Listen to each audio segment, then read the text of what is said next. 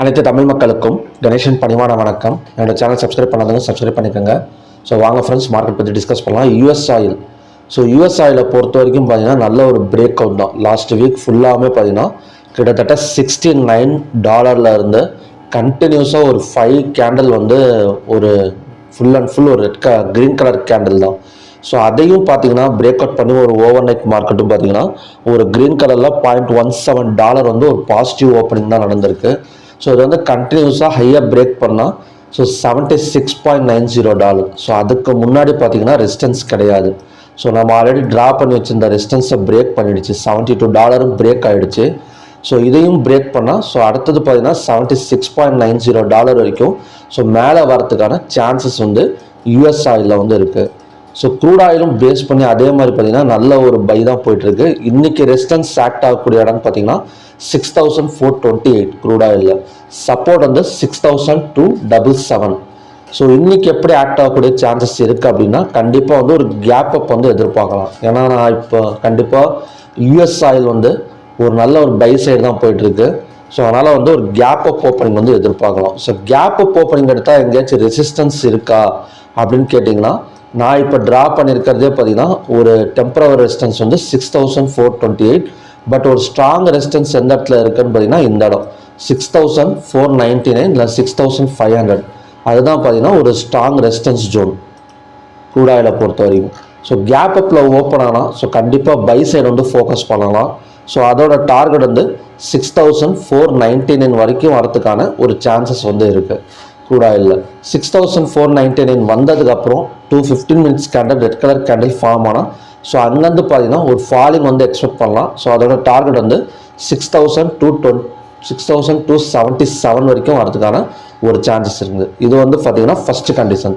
So ரெண்டாவது condition படி க்ளோஸுக்கு கீழே ஓப்பனிங் வச்சது அப்படின்னா ஸோ கொஞ்சம் செல்லிங் வந்து எதிர்பார்க்கலாம். நம்ம அந்த இடத்துல வந்து செல்லிங் வந்து எடுக்கக்கூடாது. ஏன்னா நல்ல ஒரு பை ரேஞ்சு தான் போயிட்டுருக்க மார்க்கெட். ஸோ அதனால் அந்த இடத்துல க்ளோஸுக்கு கீழே ஓப்பன் ஆனாலும் செல்லிங்கோ பையிங்கோ வந்து தொடக்கூடாது. எந்த இடத்துல வந்து எடுக்கணும் அப்படின்னா கொஞ்சம் செல்லிங் ஆகிட்டு இந்த சப்போர்ட் ஜோன் 6277 வந்தால் பையிங் வந்து எடுக்கணும்.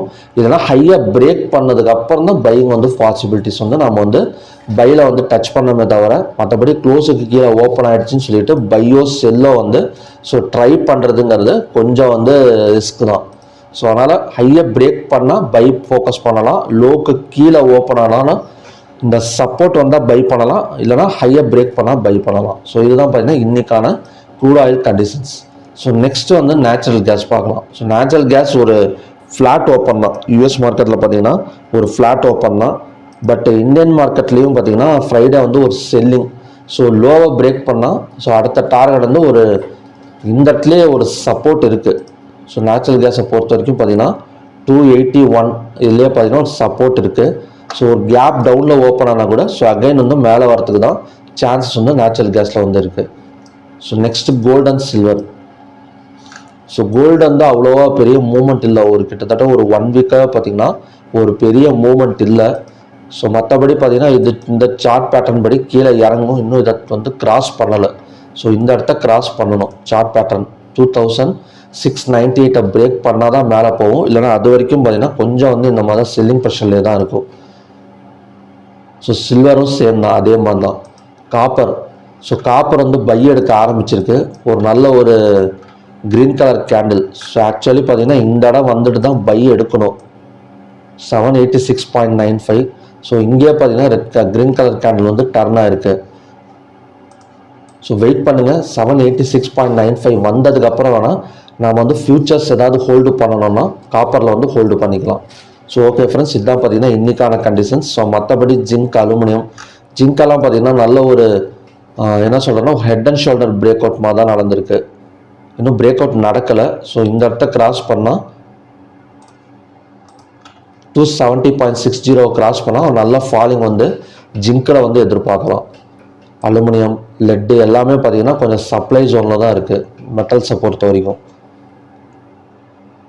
So okay friends, crude oil பார்த்தீங்கன்னா இன்றைக்கும் கொஞ்சம் பை ட்ரெண்டு தான் இருக்கும் 6499 வரைக்கும்.